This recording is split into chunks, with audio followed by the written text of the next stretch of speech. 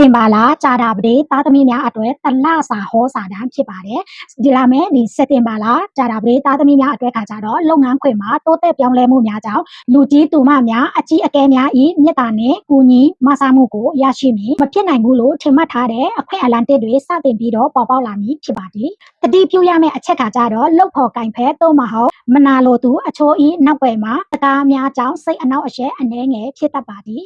ကိုလုပ်ငန်းပေါ်တွင်အာယုံစိုက်ပြီးတော့စိတ်လိုက်မှန်ပါမဆုံးဖြတ်ရန်လိုအပ်ပါသည်။ဝင်ရေးကြေးရေးမှာခါကြတော့ဝင်ငွေပုံမှန်ဝင်တဲ့အပြင်ကန်စားမဲတော့မဟုတ်တငယ်ချင်းထံမှအကျွေးဟောင်းငွေဟောင်းတွေပြန်လည်ရရှိတတ်ပါသည်။မိသားစုတော့မဟုတ်ကျမရေးအတွက်ရင်းနှီးမြှုပ်နှံမှုအတုံးစရိတ်ရှိလာနိုင်သဖြင့်အလွန်အကျွန်းမတုံးဆွဲမိရန်ထိမ့်သိမ်းဖို့လိုအပ်ပါသည်။အချစ်ရေးနဲ့အိမ်ထောင်ရေးမှာခါကြတော့လူ